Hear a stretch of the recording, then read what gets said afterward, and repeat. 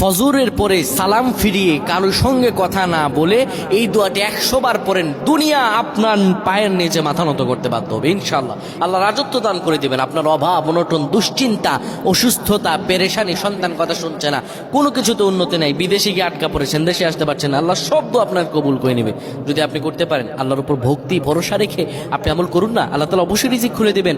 আল্লাহ তাআলা আল্লাহু খায়রুর রাযিকিন, আল্লাহ হচ্ছে উত্তম রিজিক দাতা, আল্লাহ আপনার তো অবশ্যই কবুল করবেন। আল্লাহ বলেছেন উদউনি আস্তাজিব লাকুম, আমার কাছে চাও আমি দিয়ে দিব।